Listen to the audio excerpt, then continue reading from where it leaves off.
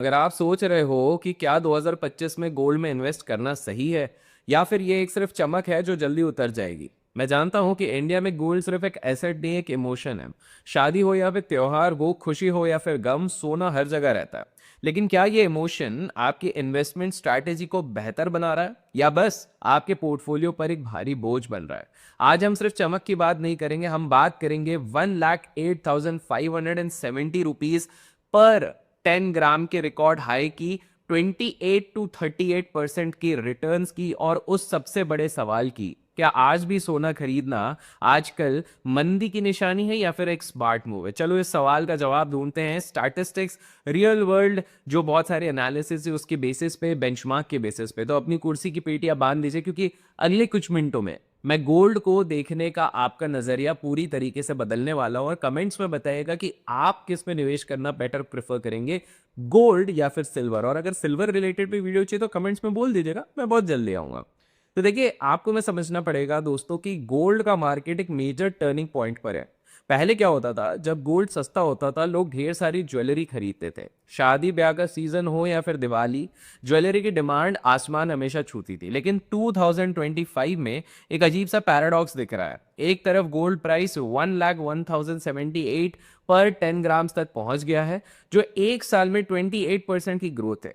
इससे इन्वेस्टर्स की आंखें चमक गई है। लेकिन दूसरी तरफ ओवरऑल गोल्ड कंजम्पशन 10% से गिर गया है, और ज्वेलरी डिमांड तो 17% से कम हो चुकी है। ये फिगर्स वर्ल्ड गोल्ड काउंसिल की हैं। सोचो, डिमांड कम हो रही है लेकिन प्राइस बढ़ रहा है, ऐसा क्यों?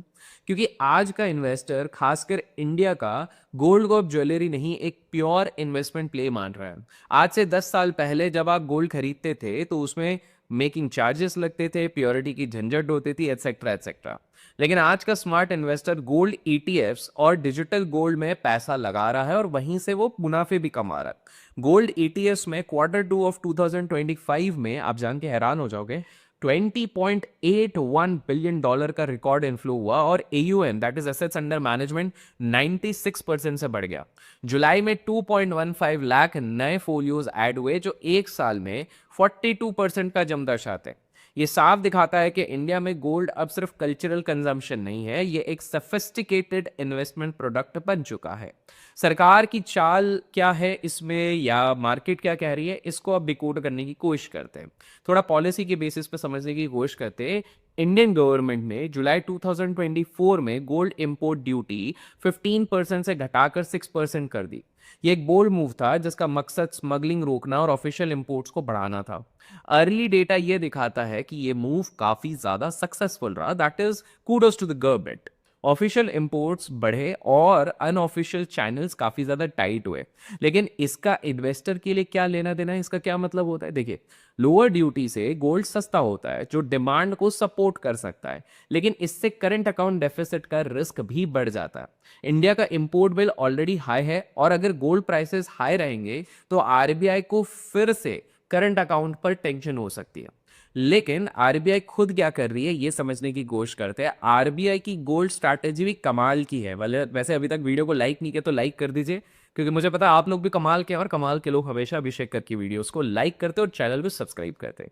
वेल, आरबीआई की गोल्ड होल्डिंग्स मार्च 2025 तक 879.58 मेट्रिक टन तक पहुंच गए। सबसे इंटरेस्टिंग बात यह है कि आरबीआई ने 100 टन से ज्यादा गोल्ड ओवरसीज वॉल्ट से वापस इंडिया ले आए थे। तो आप समझ सकते हो, ऑलमोस्ट 100 टन से ज्यादा लाके वापस रख दिया है। ये मूव जियोपॉलिटिकल रिस्क और रिजर्व्स पर ग्रेटर कंट्रोल की एक बहुत बड़ी निशानी है। और सुनो, इंडिया के फॉरेक्स रिजर्व्स में गोल्ड का शेयर 8.9% से बढ़कर 12.1% हो गया है, जबकि आरबीआई ने अपनी यूएस ट्रेजरी होल्डिंग्स $242 बिलियन से घटाकर $227 बिलियन कर दी है। इसका सीधा मतलब यह है कि आरबीआई भी डॉलर पर अपनी डिपेंडेंसी कम कर रही है और गोल्ड को एक क्राइसिस हेज के रूप में कहीं ना कहीं देख रही है। तो अब आपको समझना पड़ेगा कि भाई ये अल्टीमेट आर्ग्यूमेंट किस तरफ जा रहा है। समझिए, गोल्ड को हमेशा इन्फ्लेशन का हेज माना गया है, लेकिन इंडिया में इसका एक एक्स्ट्रा बेनिफिट भी देखा जाता है। और वो क्यों आता है? वो आता है बिकॉज ऑफ रूपी डेप्रिसिएशन। पिछले 20 साल में गोल्ड का CAGR 12.55% रहा है। इसमें 2 से 3% का बूस्ट हर साल रूपी की वीकनेस की वजह से मिलता है हम सबको। जब तक इंडिया में इन्फ्लेशन डेवलप्ड कंट्री से ज्यादा रहेगी और करंट अकाउंट डेफिसिट रहेगा, तब तक गोल्ड को ये करेंसी सपोर्ट मिलता रहेगा, जो कि इसके लिए एक बहुत बड़ा एडवांटेज है। और एक चीज है क्राइसिस के थ्रू प्रोटेक्शन। देखिए, गोल्ड का ट्रैक रिकॉर्ड क्राइसिस के टाइम पे हमेशा से लाजवाब रहा है। 2008 के फाइनेंशियल क्राइसिस, जिसको हमने अपने चैनल में भी कवर किया, आप लोग सर्च कर सकते हैं अभिषेक कर 2008 लेमन ब्रदर क्राइसिस। तो 2008 के फाइनेंशियल क्राइसिस हो या फिर कोविड-19 का पैंडेमिक हो या फिर 2022 के जियोपॉलिटिकल टेंशंस हो, गोल्ड ने हमेशा इक्विटीज से बेटर परफॉर्म किया। आज की फ्रेगमेंटेड दुनिया में जहां सप्लाई चेन डिसरप्शंस और पॉलिसी अनसर्टेनिटी बढ़ रही है, गोल्ड की क्राइसिस इंश्योरेंस वैल्यू कहीं ना कहीं वहां पर बढ़ गई है। तो ये भी एक एडवांटेज होता है। और एक चीज है कि काफी सारे लोग इसको प्रोफेशनल एसेट एलोकेशन के रूप में देखते हैं। उदाहरण के तौर पे रे वैल्यू जैसे बड़े इन्वेस्टर्स पोर्टफोलियो में अपने 10 to 15% गोल्ड एलोकेट करने की सलाह देते हैं। डेलियो भाई साहब का ये कहना है कि जब एक्सेसिव डेट की वजह से फाइनेंशियल हार्ट अटैक्स आएंगे, तब गोल्ड जैसे ही एसेट आप लोगों को बचाने का काम करेगा। और एक बात आपको समझना पड़ेगा, कहीं ना कहीं इसके लिक्विडिटी और एक्सेसिबिलिटी भी बहुत बड़ा प्ले करती है रोल इंडिया में। पहले गोल्ड खरीदना एक हेडेक था, अब गोल्ड ETFs, डिजिटल गोल्ड और SIPs ने इसे सुपर इजी बना दिया है। आप 1 रुपए से भी गोल्ड खरीद सकते हैं। जी हाँ, इक्विटी जैसी लिक्विडिटी के साथ और प्रोफेशनल मैनेजमेंट के साथ। बट सारी चीज़ें क्या फेवर में? गोल्ड के खिलाफ भी तो कुछ आर्ग्यूमेंट होगी। तो बिल्कुल, बफेट भाई साहब की मानते हैं, the legendary Warren Buffett sir की मैं बात करूं, वॉरेन बफेट सर का फंडामेंटल ऑब्जेक्शन गोल्ड के खिलाफ आज भी वैलिड है। बफेट साहब कहते हैं कि गोल्ड एक अनप्रोडक्टिव एसेट है।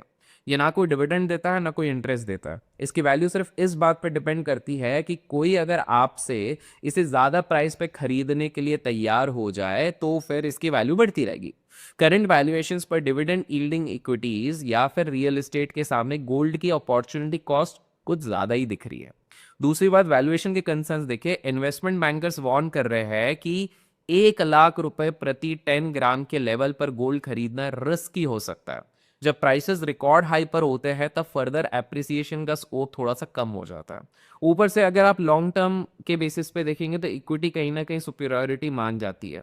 कैसे? हिस्टोरिकली डेटा ये दिखाता है कि लॉन्ग रन में इक्विटीज ने गोल्ड को हराया है।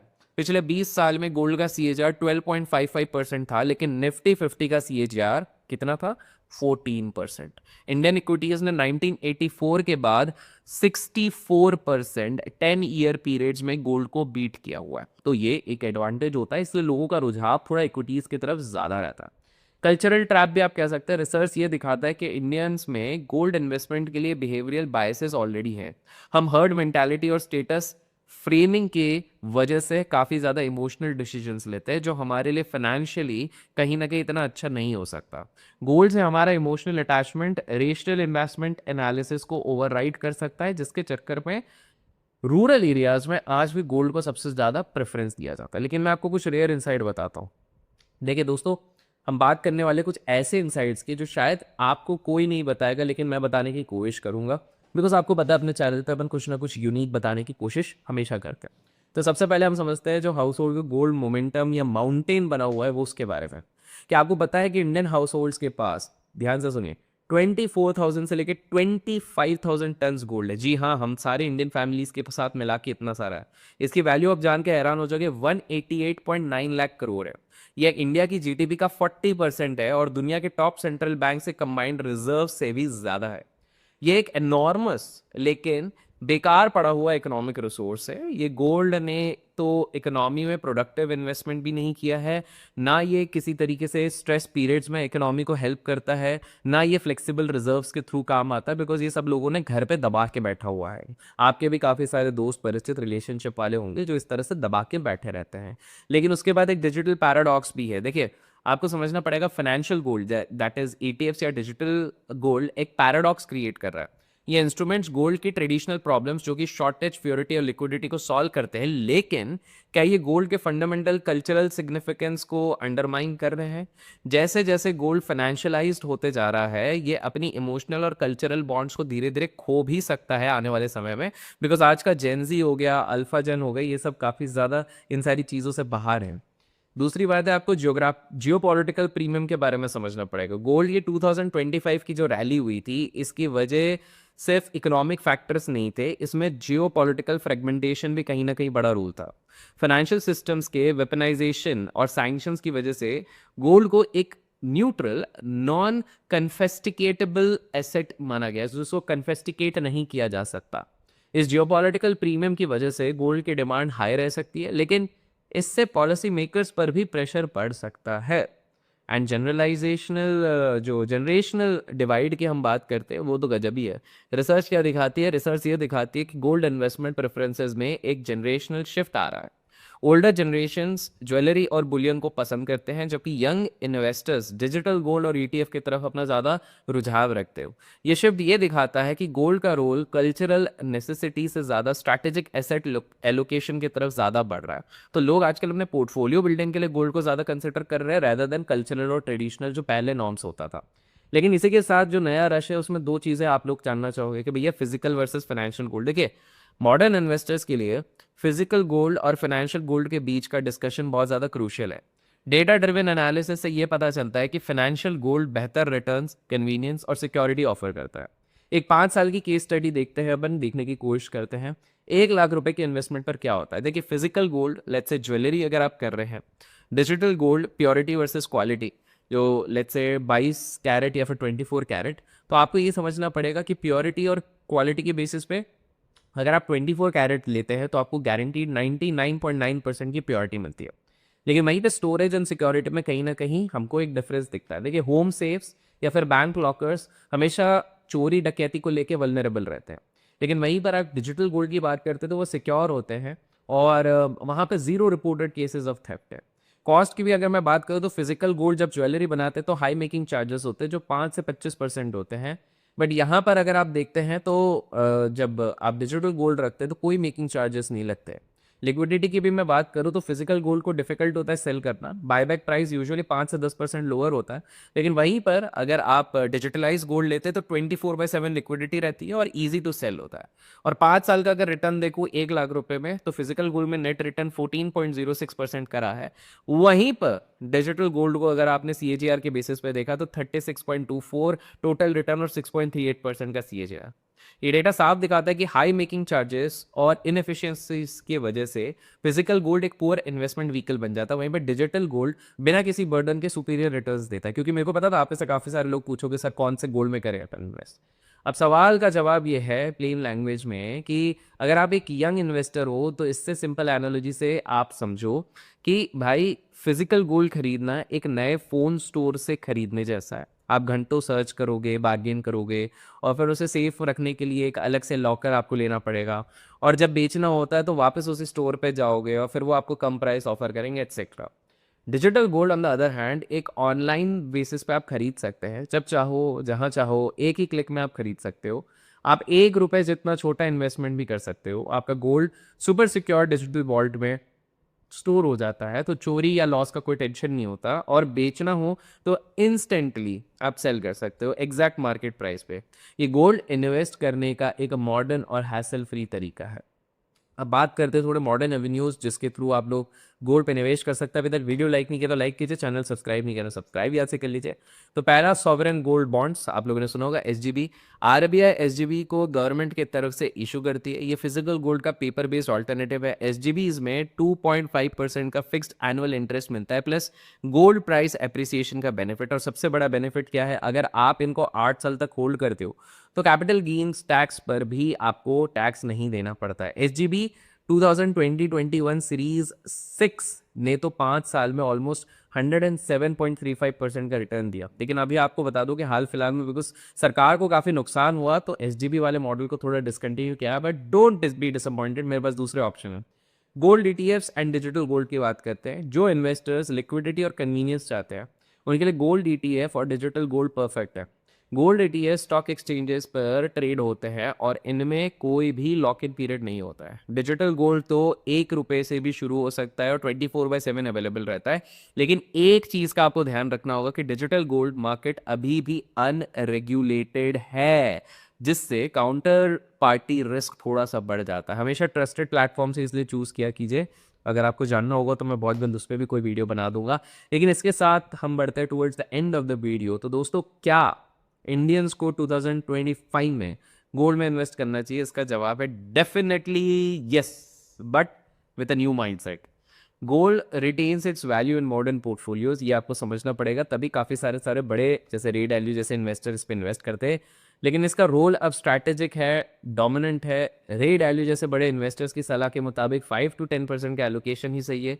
ये आपको क्राइसिस हेजिंग से तो बेनिफिट देगा, बिना लॉन्ग टर्म आपके ग्रोथ को सैक्रिफाइस किए हुए। करंट एनवायरनमेंट अगर आप देखते हैं तो लिक्विडिटी को ध्यान रखते हुए, लो कॉस्ट को ध्यान रखते हुए, ये कहीं ना कहीं गोल्ड ईटीएफ्स और डिजिटल गोल्ड प्लेटफॉर्म्स पे एसआईपी करना एक ज़्यादा बेटर विकल्प है as compare to purchasing physical gold, because यहाँ पर आपको रिस्क एडजस्टेड रिटर्न ज़्यादा बेटर मिलेगा। और सबसे इंपॉर्टेंट बात, इन्वेस्टर्स को कल्चरल और बिहेवियर बायसेस से बचना होगा। इंडिया का हाउस होल्ड गोल्ड माउंटेन है, कहीं ना कहीं आपको हर घर पे बहुत सारा सोना छुपा हुआ मिलेगा। क्या पता आपके घर पे भी बहुत सारा सोना हो। भाई कल्चरली सिग्निफिकेंट हो, लेकिन फाइनेंशियली देखा जाए तो ये सब ऑप्टिमल कैपिटल एलोकेशन में कहूँगा इसको। नया गोल्ड इन्वेस्टमेंट आपका डाइवर्सिफाइड इक्विटी और डेट होल्डिंग को कॉम्प्लीमेंट करेगा।